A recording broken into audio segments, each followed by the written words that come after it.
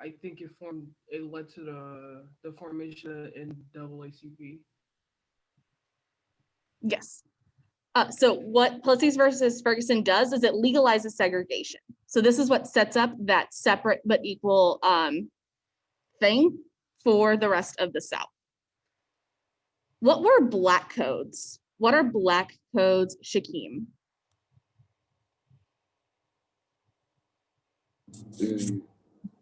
Some black codes were linked list of codes that were established by President Johnson in order to prohibit black progress and Reconstruction. Awesome. What is the 13th Amendment, Giovanni? Which one? 13. It basically said that slavery was abolished and it couldn't be served as punishment due to like crime. Awesome. Yes, slavery is not a thing anymore in the United States unless you're in jail. That's the caveat of the 13th Amendment.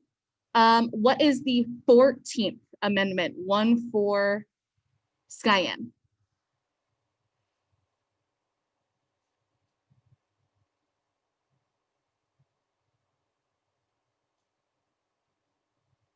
The 14th Amendment gave them the rights to vote. Yes, the 14th Amendment ensures civil rights for all citizens. And finally, what is the 15th Amendment? Shaquasia. 1-5.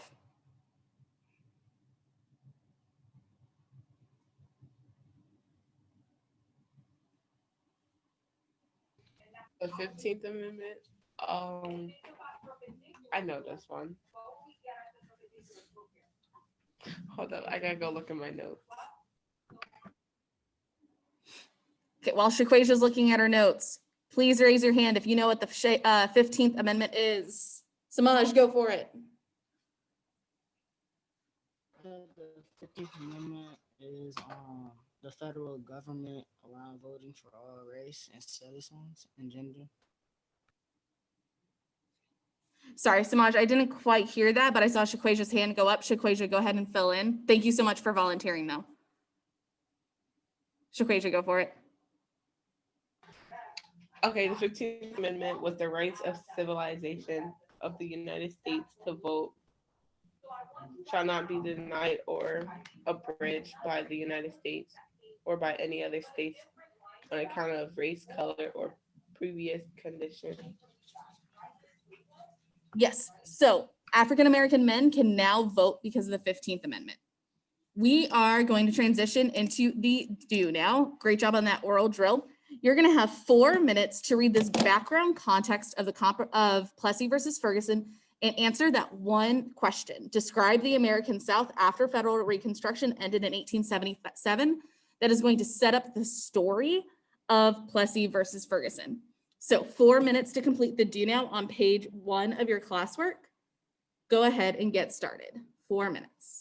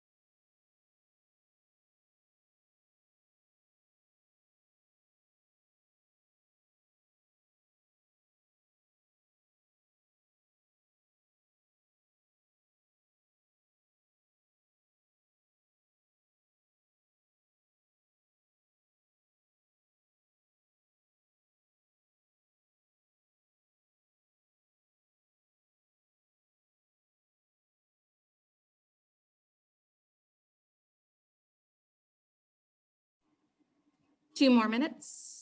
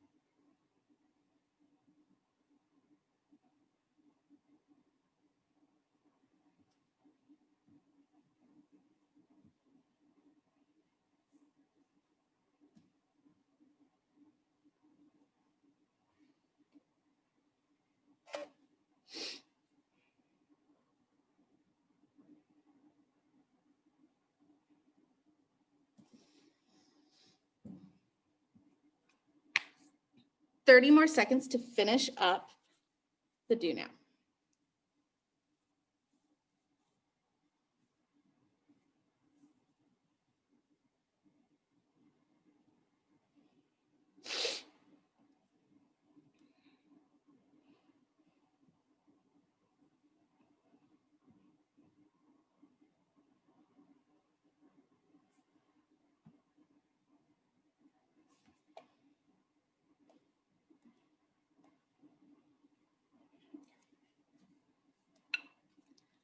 Awesome.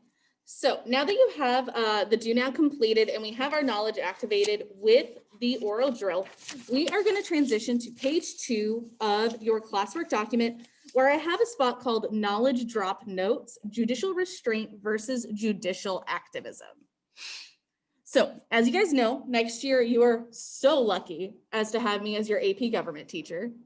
And so being the AP government teacher, I have a new perspective of these different Supreme Court cases that we go over in AP US history. So I'm going to add some context that I think is really going to impact your interpretation of Plessy versus Ferguson, specifically the legal justification for the majority and dissenting opinions. So before we get started on our actual document analysis, I want to explain 2 really important key terms. Again, you have a spot to take notes for this on page 2 of your classwork.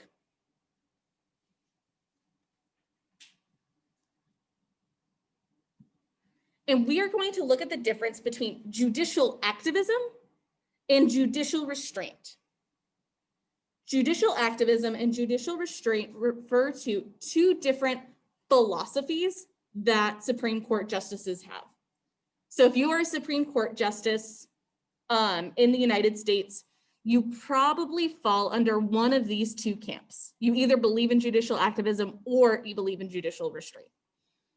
As it says on the Nearpod, judicial activism is the belief that it's up to the Supreme Court to pass laws or rulings that will advance social change.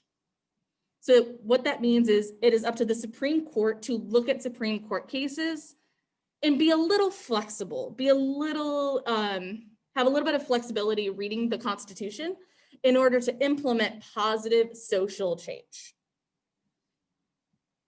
On the other hand, you have something called judicial restraint, which is the belief that the Supreme Court has to interpret the Constitution strictly. And the Supreme Court should only involve themselves on issues that are directly related to the Constitution. So what that means is if the Supreme Court gets a Supreme Court case that kind of has to do with the Constitution, kind of has to do with civil liberties, but they're not sure, if you practice judicial restraint, you would argue that that court case shouldn't even be at the Supreme Court. And if you are going to pass a ruling, you are going to interpret the Constitution very strictly and literally. So for example, we will talk about this in quarter 3. Roe versus Wade, which is what legalizes you cannot discriminate or stop a woman from getting access to proper healthcare and birth control.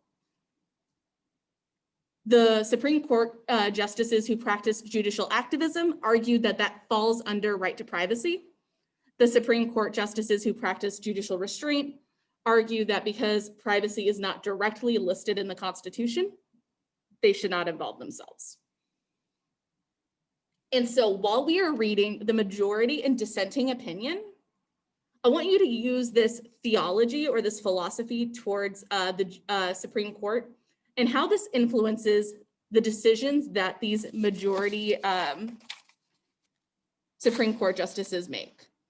So when you read from Henry Brown and John Harlan, I want you to consider, what do they think? How do they feel about judicial activism and judicial restraint? Which brings us to our document analysis.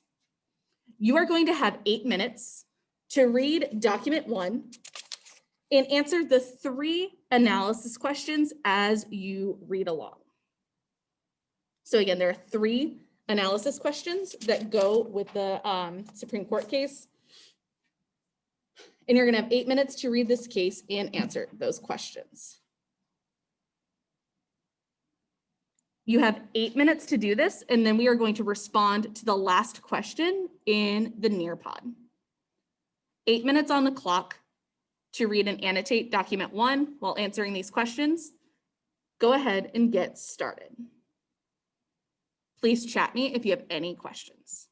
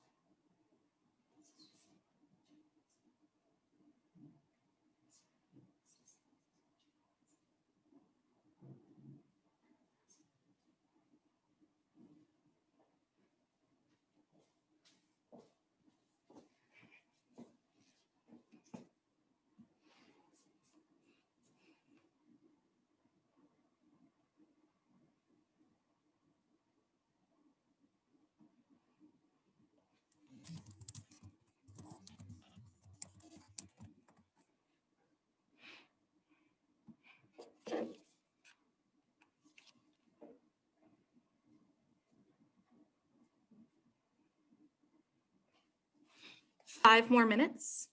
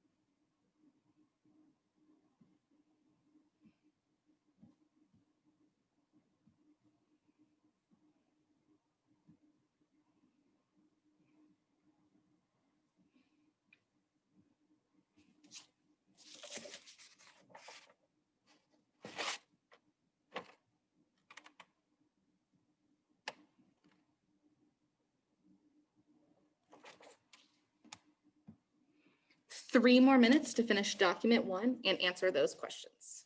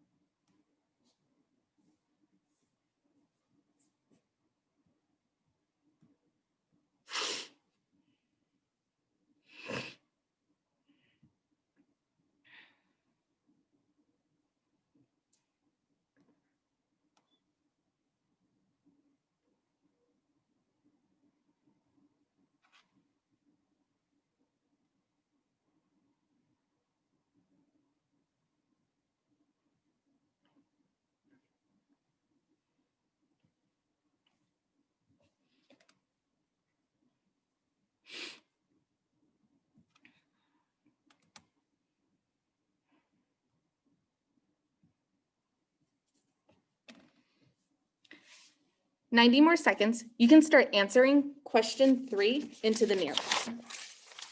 So you have 90 seconds. You can start answering question number 3 into the Nearpod.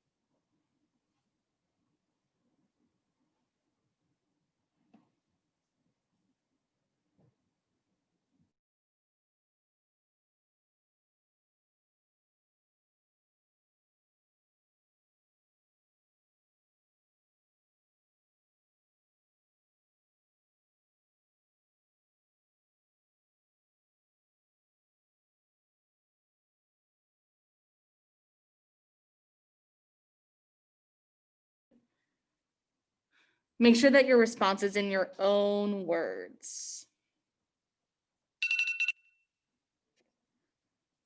I'm going to give you guys 1 more minute to finish writing your response to this question. 1 more minute to finish writing your response. Make sure your response is in your own words.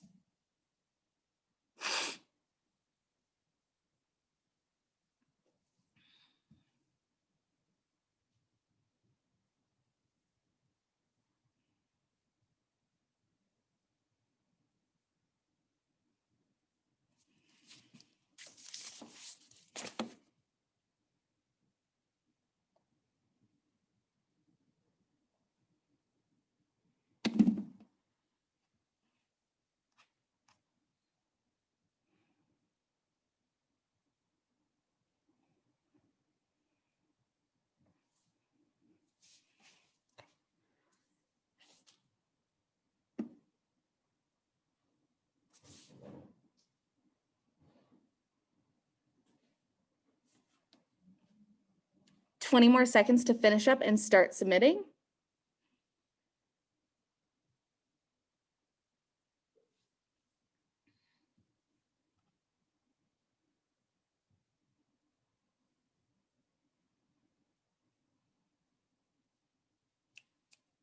Seeing some really great responses, you guys. I'm really impressed with the political interpretation. Okay, if you have not submitted your response yet, go ahead and click submit, even if it's not done. So that way I can see where we are at in terms of Justice Brown's opinion.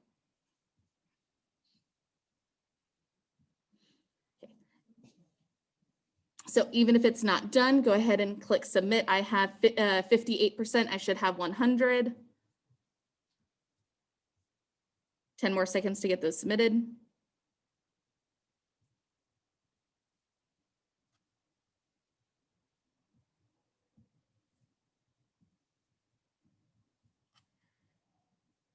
Great, I'm still waiting on a few more people to submit, so go ahead and make sure you get those submitted. And we're gonna transition to document 2, which is the dissenting opinion. Now, a dissenting opinion in the Supreme Court case is the group that disagrees with the majority. So they did not create the ruling of the Supreme Court case, but they disagree. So Harlan disagrees with the Supreme Court's decision. Now you're gonna read why. You have 5 minutes to read Harlan's opinion and answer that question. You will also be answering this question into the Nearpod. 5 minutes to read. Go ahead and get started.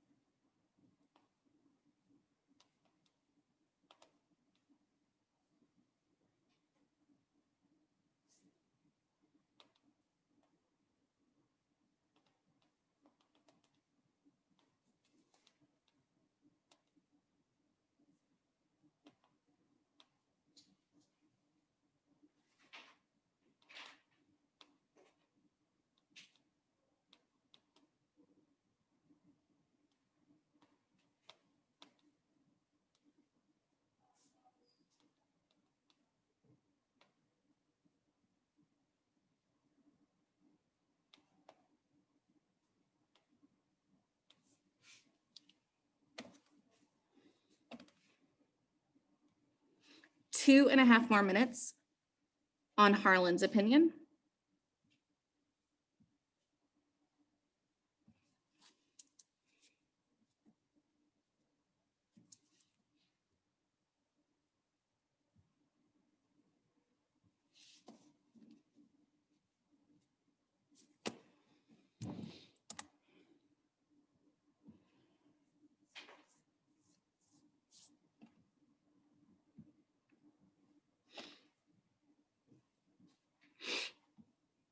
You have 2 more minutes. If you're ready to start answering the question, you can type directly into the chat.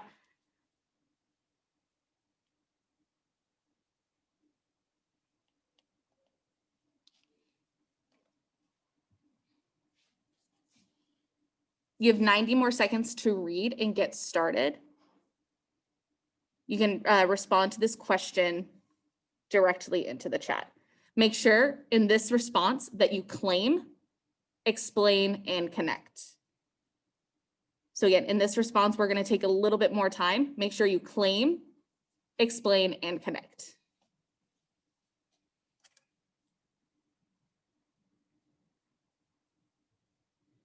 And you have 3 minutes to write this response. Claim, explain, connect.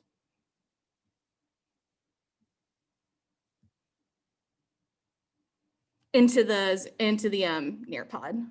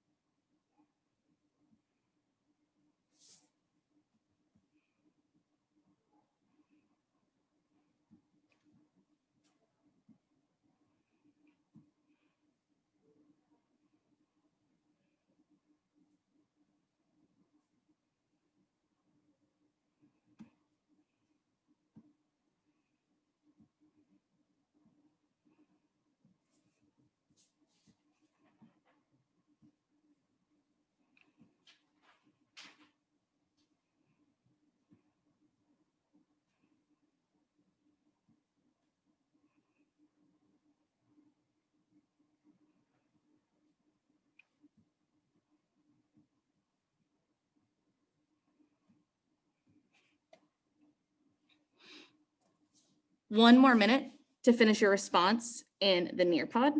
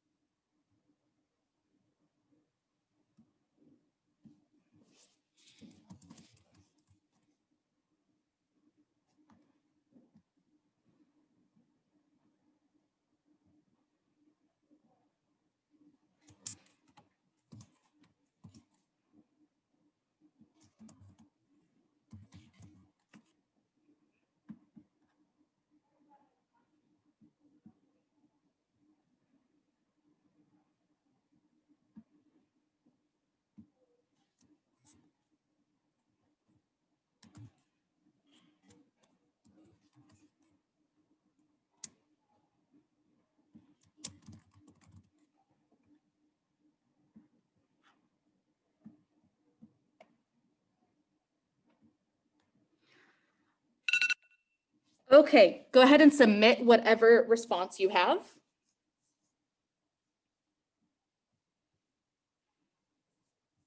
Even if it's not done, I have 21%. Great, 37.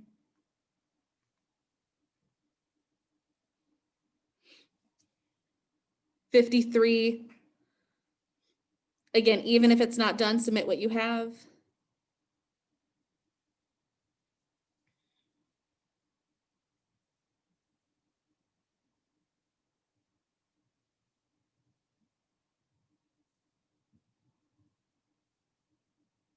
Waiting on a few more. Again, even if it's not done, go ahead and submit whatever you have.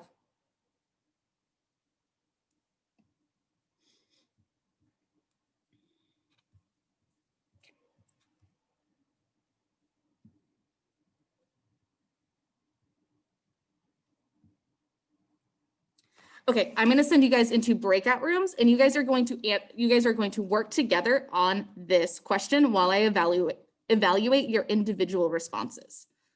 What is Harlan and Brown's disagreement about legal equality? Should have an invite to your room. I will bring you back in 3 minutes. Go ahead and get started.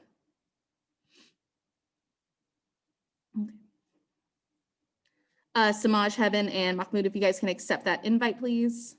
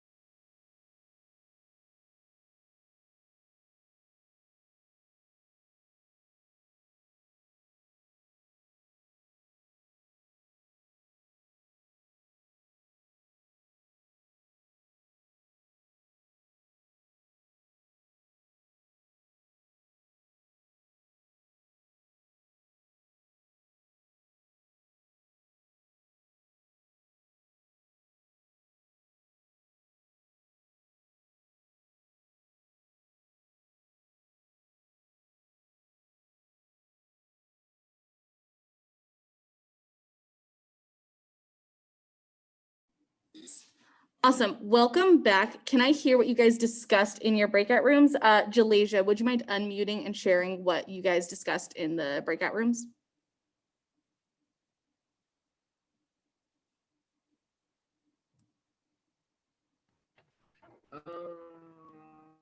Wait, what was the question? What is Brown and Harlan's disagreement about the meaning of legal equality? What do they disagree about?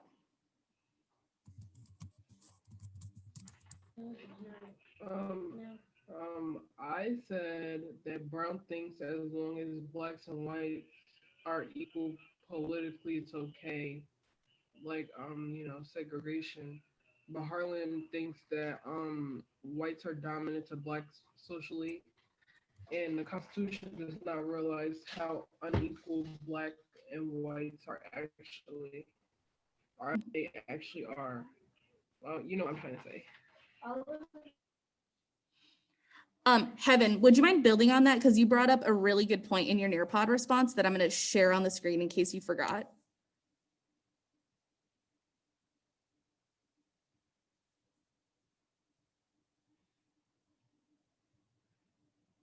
Heaven, I don't know if you heard me, but would you mind unmuting and sharing if what's going on out? It looks like Heaven is working on some other stuff. So I'm going to read Heaven's response out loud. Brown and Harlan's disagreement about the meaning of legal equality is solely based on their interpretation of the 14th Amendment. Brown believes there is no dominant race or superior, while Harlan argues that though the 14th Amendment ensures absolute equality, it doesn't abolish the distinction between colors. I think we just flipped their names, possibly. But something I want to make sure we recognize is that Heaven brought up their interpretation of the 14th Amendment because that's what the Supreme Court does. We are going to transition to the exit ticket. So make sure you are writing that full paragraph and make sure you claim, explain, connect. Your responses should be 3 sentences long.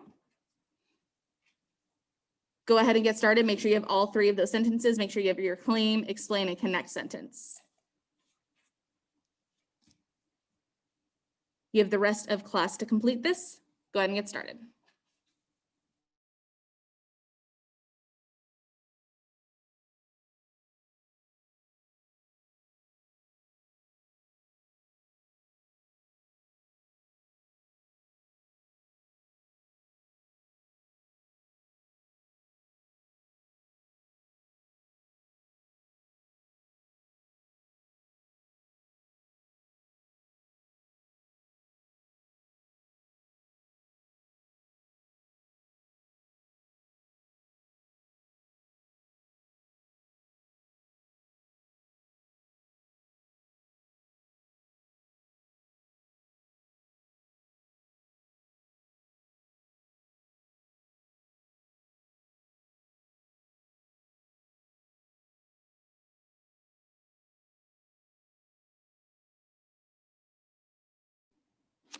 Thank you, Alexis. You're free to go.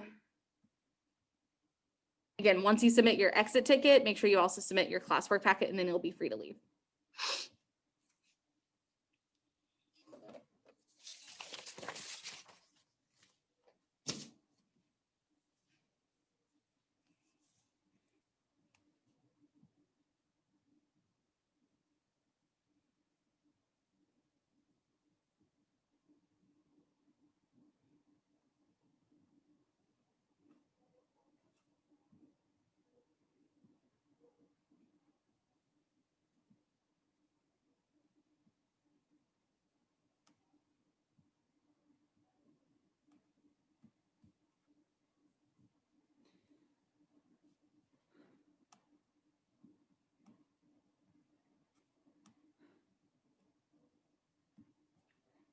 Thanks, Jalasia. Once you submit your classwork packet, you'll be free to go.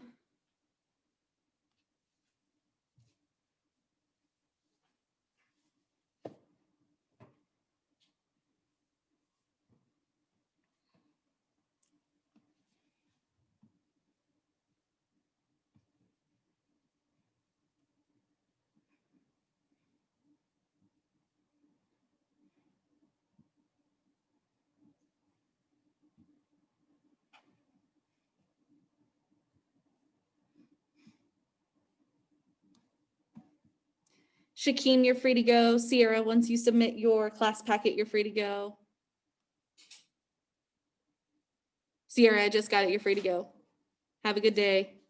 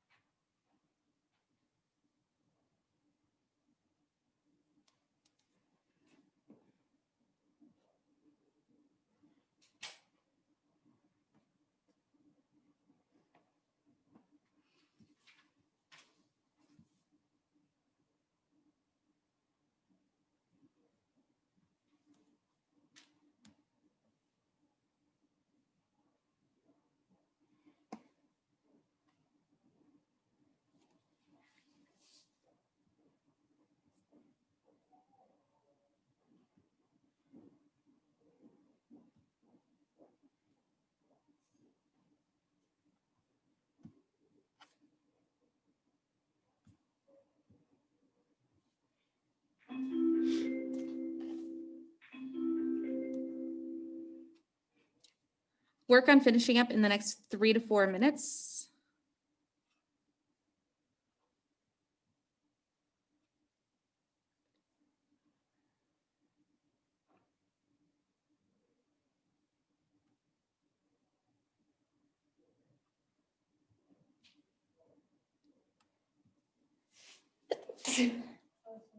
Thank you.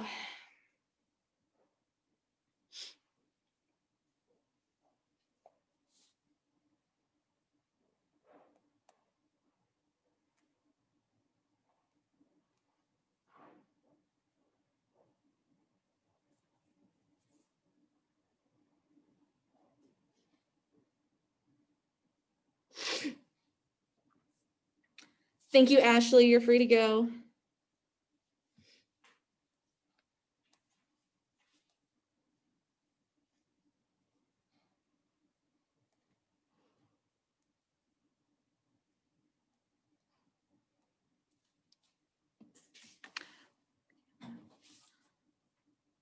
Mahmoud, Kayla, once you guys submit your class packets, you're free to go. Thanks, Mahmoud. I just got yours. You're free to go.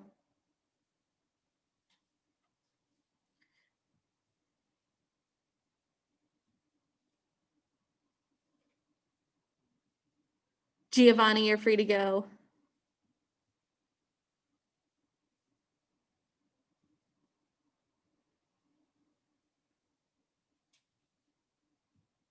Heaven, you're free to go once you submit your class packet.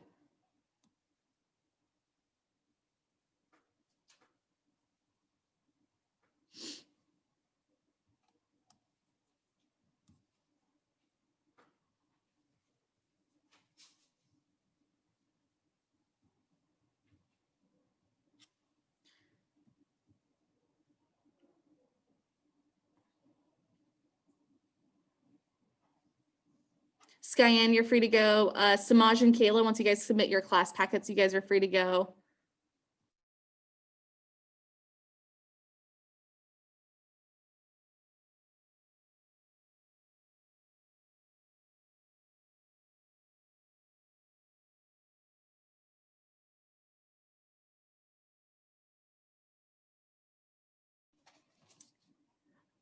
Leah, Caleb, Shaquasia, are you guys just finishing up?